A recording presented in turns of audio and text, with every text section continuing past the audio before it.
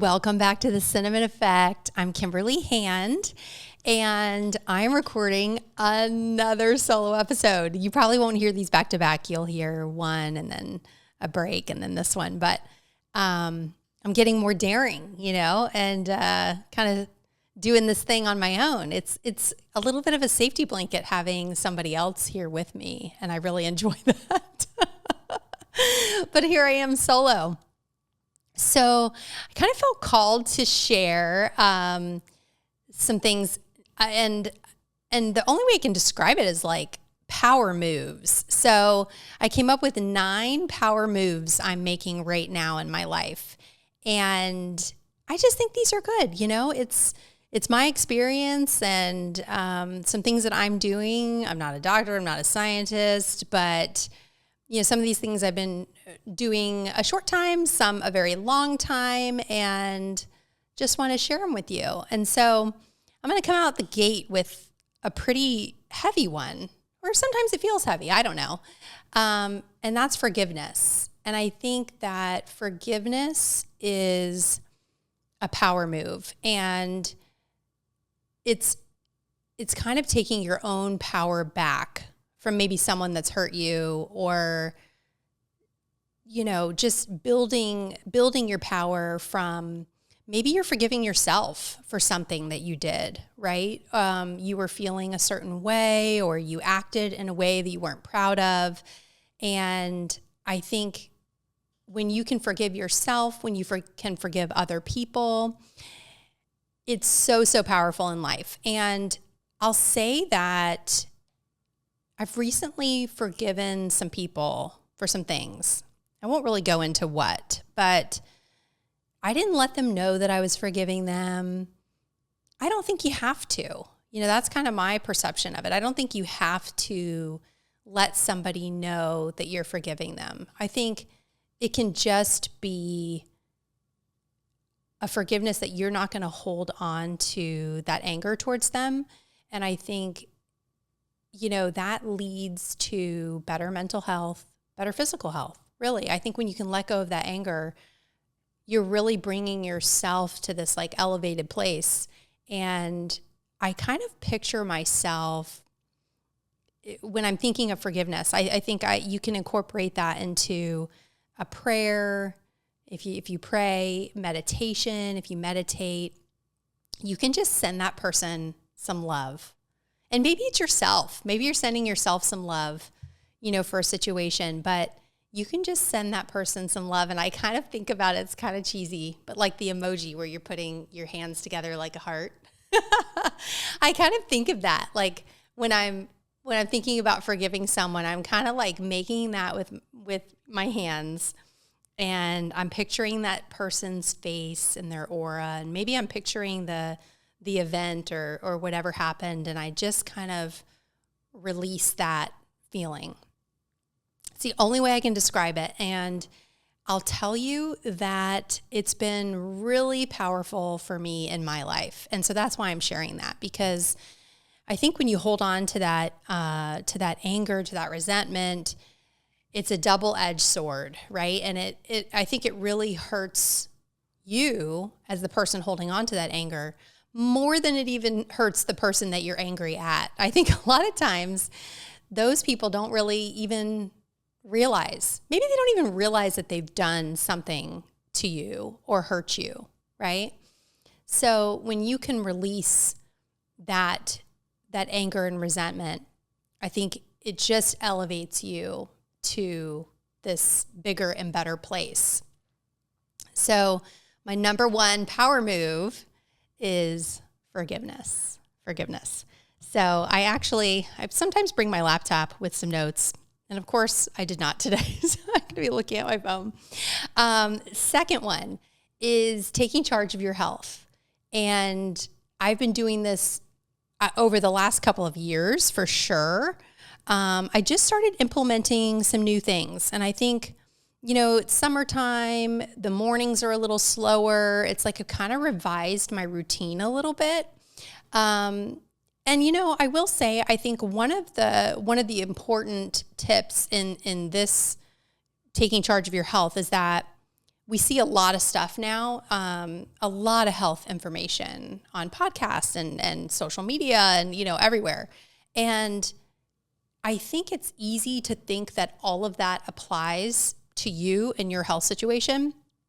But I'll say, I think that you really need to be discerning and take all of that information and really weed through it, declutter it, and do your research and figure out what really is going to work for you. I'll give you an example. I have cold plunged a handful of times, right? And, everyone's out there posting about cold plunging, and I get it. I think, we all want to think that is going to help us. And I think for a lot of people, yes, it does.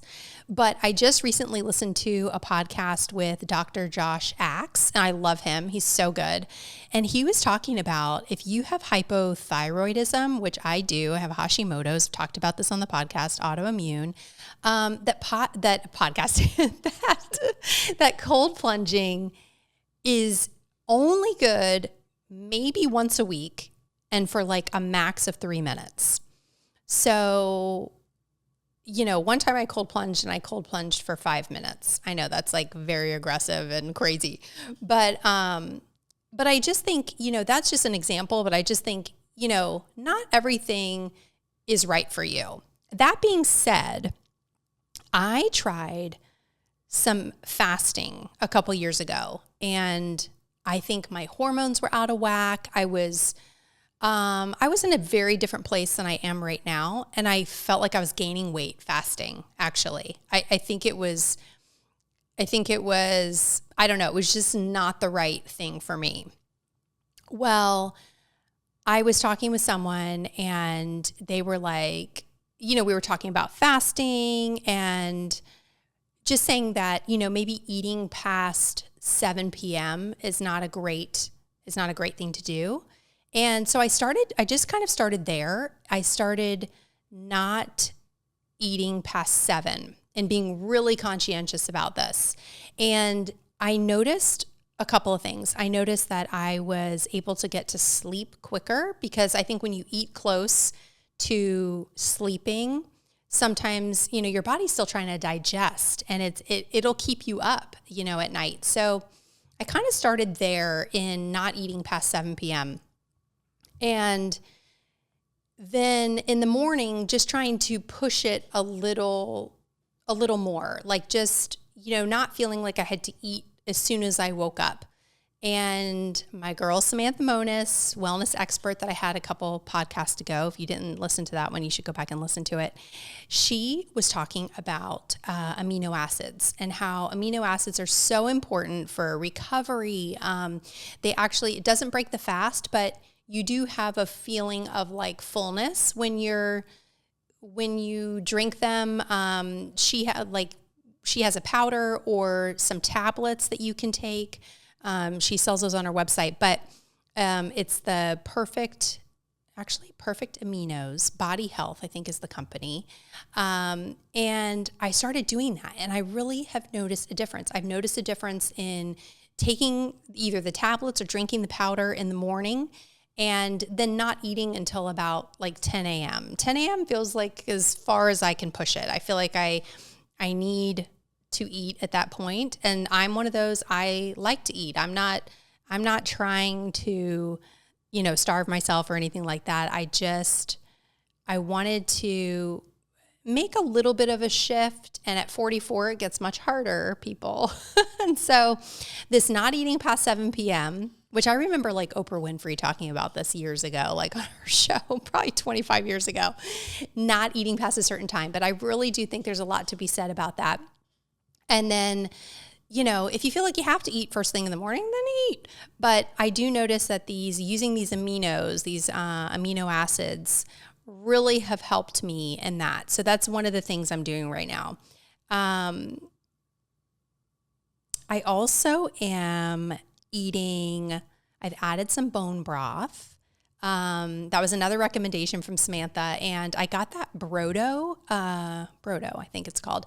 Brodo bone broth. It came today. I'm excited to try it. It's a bunch of different flavors, kind of add it into, my routine, maybe as a snack or something, just to get that added protein. And it's interesting because I was vegan for about 8 years, and I had my son. I lost a lot of blood in childbirth. And ever since then, my body craves like meat and protein, like red meat. And I was never like that before. And so it's definitely been a change of something that I've done. And I can tell when I've had, and I still love a plant-based diet. I love a lot of like vegan and vegetarian food, a lot of vegetables. I love everything. But adding in some of that red meat and that protein, I feel like my body just needed it. And if anybody who's lost a lot of blood at any time of their life, I bet you would say the same thing. It's like, it's just this need to have it. So I'm adding that in. Also some like warming foods. And that's something that my acupuncturist talks about really all the time. Every time I go in there, she's like, let me see your tongue.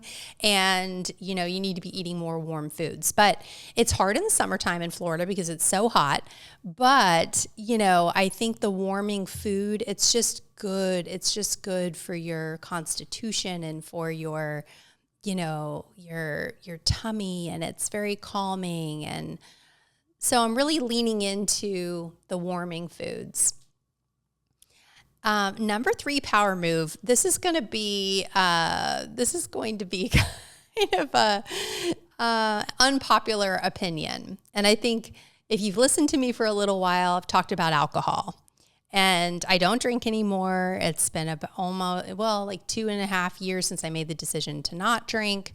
But one thing I don't really talk about as often, and when I do bring this up to somebody, they're kind of flabbergasted, but I eliminated caffeine from my diet about 24 years ago. And now, I didn't really realize I was 20. I realized I was really caffeine sensitive. It was like back in the day when Dunkin' Donuts coffee culottes were really popular. And I don't even know if they still have those around, but I would I was waiting tables and, working in a restaurant, and I would go get these coffee culottes. Well, they would just make me feel terrible, and I also remember going out to a club and having Red Bull and vodka. And I literally thought I was going to die. It was way too strong for me. So I eliminated caffeine, 24 years ago. I will say, I think that's one of the reasons why I'm a great sleeper. And hear me out on this, because I know some of you are rolling your eyes. You're driving through the Starbucks drive-through as we speak, listening to this podcast, and you're like, shut up, Kimberly.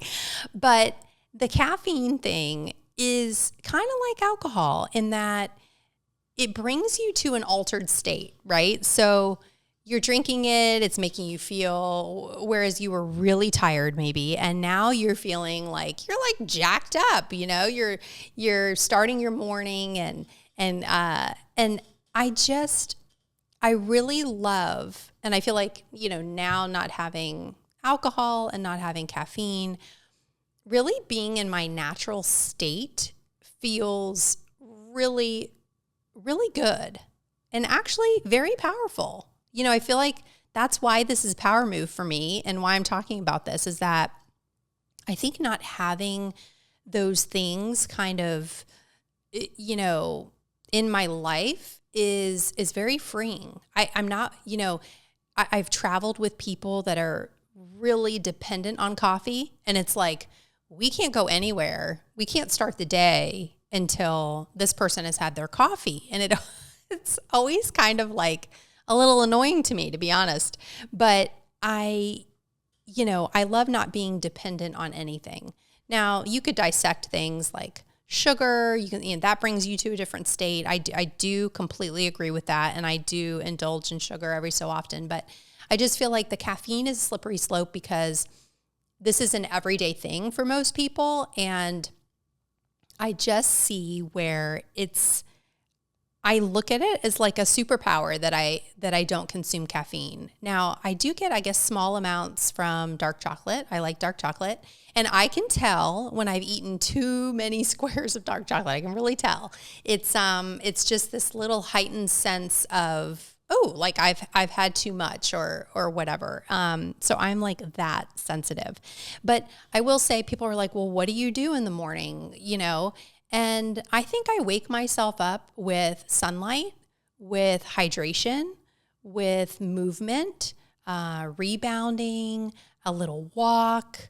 It can be like a little prayer or meditation. Like that's how I wake myself up. And, even in postpartum, when I had my son, as dog tired as I was, and, I was up for 2 days having him. So I felt like being 2 days in the sleep hole was really detrimental, but I'd never relied on caffeine, to kind of get me. I rested because I knew I was tired. When you're drinking the caffeine, maybe you don't really honor the times that you need rest because you're trying to push through kind of in this altered state. So hear me out on the caffeine thing. Don't hate me for that. So the next one, my next power move is adding meditation. And for my birthday this year in May, a friend of mine was going to do a transcendental meditation workshop, and she invited me to go with her. And it felt like an immediate yes, because I have meditated over the years, but never really followed a certain type of meditation or really learned if there was, I don't want to say a proper way. I think any kind of meditation is good, but I really wanted to know more about it and how to do it, really. It seems like something simple, but I really wanted to know more about it. So I did this week-long meditation workshop, and it's really had an impact on me. It's been about a month and a half, and transcendental meditation, you meditate twice a day. I do want to have my teacher, Elaine, I think she's going to come on the podcast soon and talk about it. But, a couple of days into meditating twice a day, I was waking up. First of all, I'm a girl that loves to sleep, and I think honoring your sleep is a power move too, which we could talk about at a different time. But I love sleeping, and I love to honor that rest time. I think it's so important. But in the meditation, when I started meditating, even a couple days into it, I realized that I was waking up before my alarm every morning. And I've never been one of those people. I've never been one of those people to just naturally wake up early in the morning. But my alarm was going off about 6:30, and I was waking up at 6 and feeling fully rested and, ready to start the day. So then I would meditate, and then in the evening I would meditate as well. And I think I was meditating a little bit later than you're supposed to, because sometimes you can get an energy surge. But I really found that the meditation, even in the evening, was just helping to wind me down. And so adding meditation into my life has been amazing. And I'll say it's like a consistent calm and peace that I never really felt before. I think I'm a pretty calm person, I'm a pretty peaceful person most times, but I never really felt this level of just going with the flow type thing. And my husband's a little bit more high strung, and he'll be like, how can you not be getting upset about this?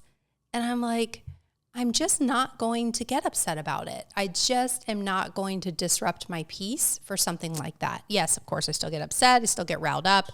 But, for the most part, I've noticed since then, I'm not getting to that heightened level like maybe I could before.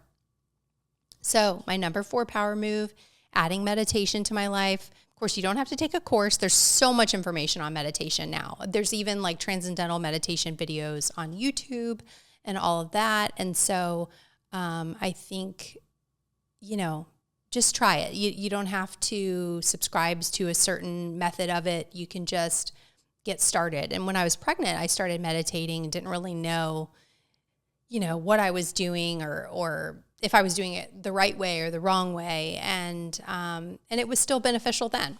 And now I feel like I have a method I'm following, and it's really brought a lot to my life. So it's my number 4 power move. Number 5 is something that I'm kind of working through, I would say right now, podcasting, putting my voice out there, is being okay with not being everyone's cup of tea, right? Not everyone's going to love you, and that's okay. And I think the sooner people realize, you know what, that girl's not for me, then they can move out of the way and make way for the people that are aligned with me. We can find each other. We can find our, community. And so I think that comes with, and I still struggle. Like I just said, I'm talking about not doing caffeine, and I know that that's been such a power move in my life, but I'm like, oh, don't hate me for saying I don't like caffeine, right? So there's still always that element of, maybe someone's not going to like what I have to say. And I think it's bothering me less and less. I really think I'm okay not being someone's cup of tea, and that's okay. So if my energy is not matching your energy, that is totally fine. Like, it's all good. I still love you. Number 6 power move, see yourself being of service to others. And I've heard this, and I've thought about this for a long time. And I think right now feels maybe like the first time where I'm really moving forward from this heart-centered place of, I really want to do things that I think will help other people.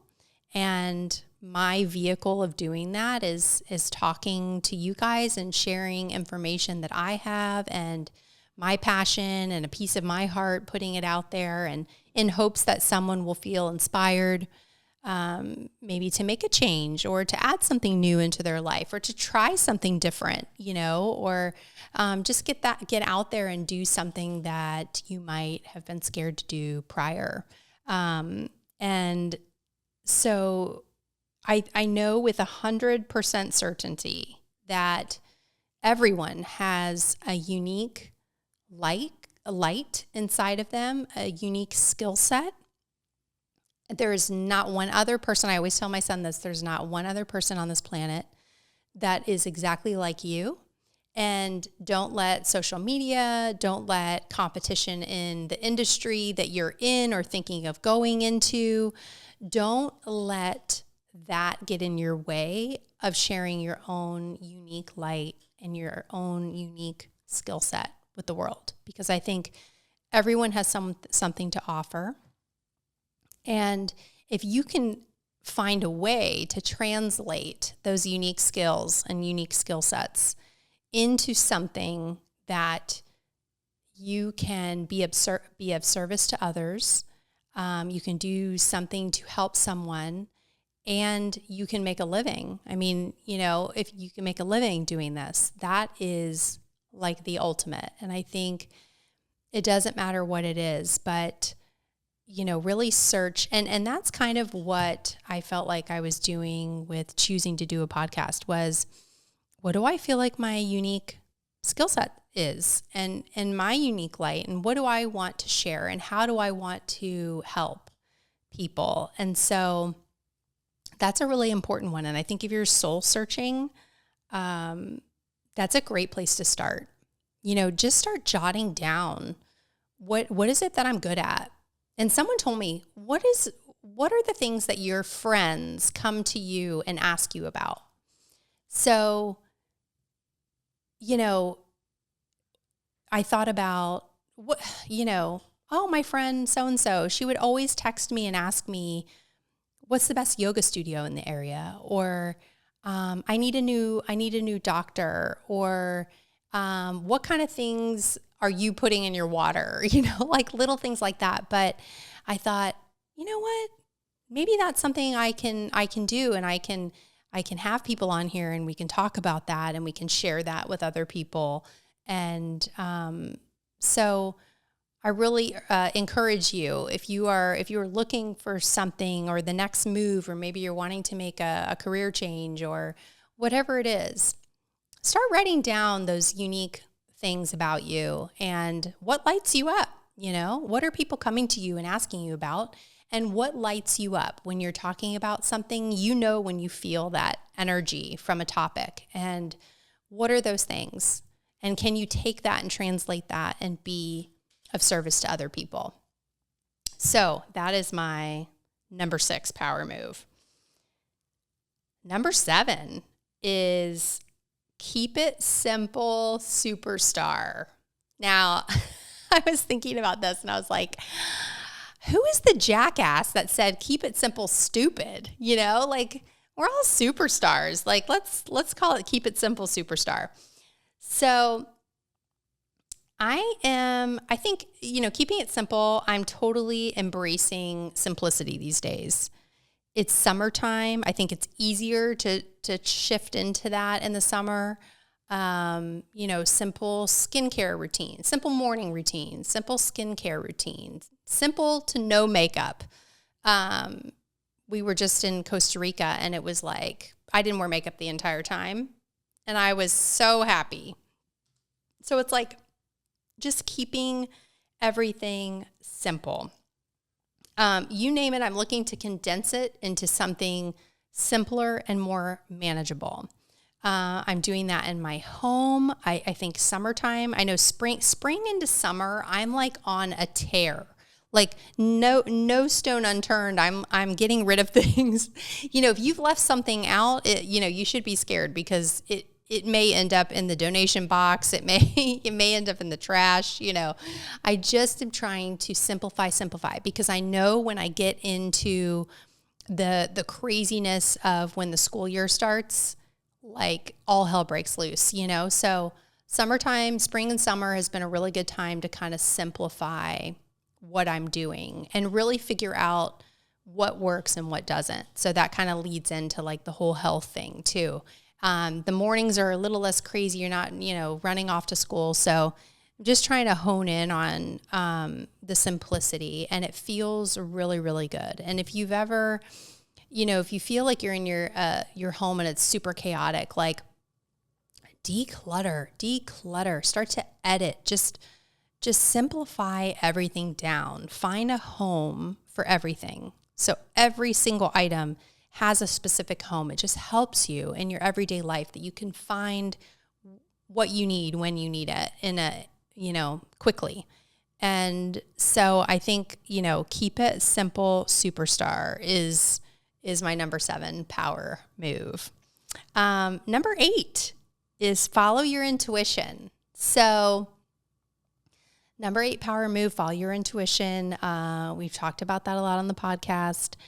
I'm going to tell a story that I actually wasn't going to tell.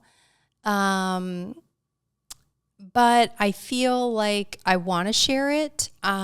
We were just in Costa Rica in the rainforest, which was incredible. Really, we were there for 10 days. It was a beautiful experience, beautiful people.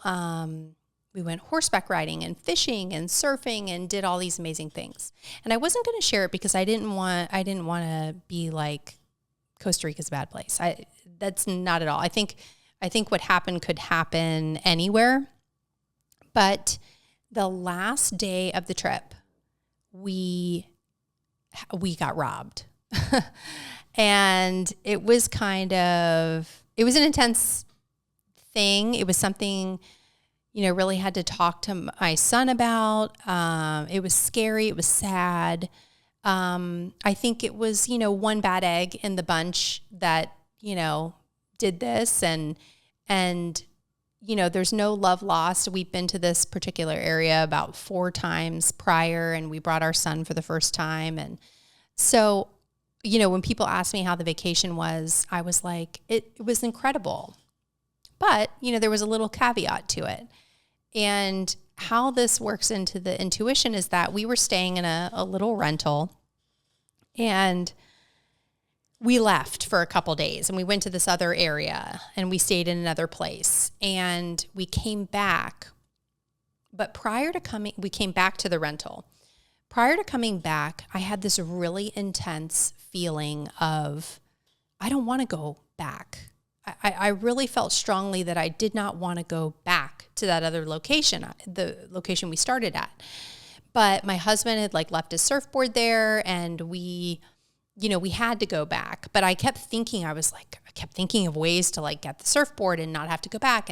But we had some surf lessons planned, and we were like, no, we're going to go back. We're going to go back. But gosh, there was just something inside of me that was like, I don't want to go back there. Well, and it wasn't that I didn't have a good time. I loved it. I just was like, I don't want to go back there. So anyway, we end up going back, and that evening we got robbed. And I thought, I could have maybe prevented this from happening, because I really did feel strongly about this. And I preach, following your intuition and really going with those gut feelings. And I had that gut feeling, and I wish that I would have maybe spoken up a little bit more about it, really trusted that I was getting an accurate signal of maybe I shouldn't go back there. So and then it was the morning that we were leaving, and we realized that we were missing some very important things. And so, people were there and we're trying to figure out what was happening, but we had to also make it to the airport. And so we were in a rush. But then I got this other little feeling, and I was like, I need to walk around the back of the rental. I just was like, I need to take a walk around. So I walked around, and sure enough, on the side of the rental was a pile of my son's stuff. And so the person that had taken stuff, he actually took my son's backpack, but they had dumped out some of the items on the side of the house. So it was again, this little gut feeling told me to walk around the side of the house. And I did. And I found some of my son's stuff, which was great, because it was some stuff that was memories, that were not, replaceable. So I think that is my number 8 power move, is to follow your intuition. That experience showed me a lot. My husband was like, speak up next time. I was like, I know. I felt like I did kind of mention it, but it was a lot of reworking plans to follow that intuition. And I think next time I will speak up. Still had a beautiful time in Costa Rica, still have so much love for being there, that vacation. It was a teachable moment for my son to be able to tell him that, this bad thing happened, but we're okay. We love each other. We're healthy. It's just stuff, and it can be replaced. And so, but that was the first time, I think, in his little world where nothing like that had ever happened. So it was a lot of big emotions, So, number 9. Am I on number 9? I feel like I've lost track of my numbers, but I'm on number 9. Number 9 is my number 9 power move, is speaking positive affirmations to yourself. And Samantha Monis, again, she's a great friend of mine. And she really was saying, because I was saying, I write a lot of positive affirmations. She's like, you have to speak them. She was very into that. You have to speak these positive affirmations. You have to speak them out loud. So I'm like, okay, so I've really started to work on that more, speaking them out loud. You're using your voice, your throat chakra, get it out there, speak it out loud. So it's one thing to write them, but then another thing to speak them. Your cells, your body, everything hears those positive words, and your cells don't know the difference of whether it's true or whether it's actually happened or not. And so you're literally speaking things into existence. So number 9 power move is speaking positive affirmations. And I want to share one, actually a couple that I found beneficial in my life is Louise Hay. And actually on YouTube, if you just Google, or if you just punch in Louise Hay, there's like an hour-long video where she is speaking these positive affirmations. So she'll speak them, you could write some down that really resonate with you, and then you could start speaking them out loud. But just listening to her soothing voice, speaking these affirmations, that will give you a really good example of how to do that. And I do think it is so important. If you haven't read Louise Hay, You Can Heal Your Life, we've talked about this like a lot of times on the podcast. It's such a good book, and she really, really talks a lot about this. Another very galactic person that I know gave me these affirmations to say. And so I've been saying this quite a bit lately, and I think it really has an impact. And so I'm going to leave you with this. My life is filled with boundless joy, endless wealth, infinite abundance, daily miracles, perfect health, and perfect balance in body, mind, spirit, soul, and love. And you can just repeat that. I feel like anytime I feel, overwhelmed, I'll kind of, reach for that and say that over and over again. So those are the 9 power moves, and they've really made an impact in my life. And so I wanted to share those things with you. Thank you so much for listening to this episode of The Cinnamon Effect. In order for this show to grow, you have to, follow it. I don't know, subscribe to it. I think on podcasts, are you subscribing or are you following? I think you're following. I don't even know there's a subscribe button. I think that's more YouTube, but give it a rating, share it with someone you love, review it if you can. We're on Apple, Spotify, all the streaming platforms. It's growing, and I appreciate everyone who's listening, and thank you so much, and we'll see you next time on The Cinnamon Effect.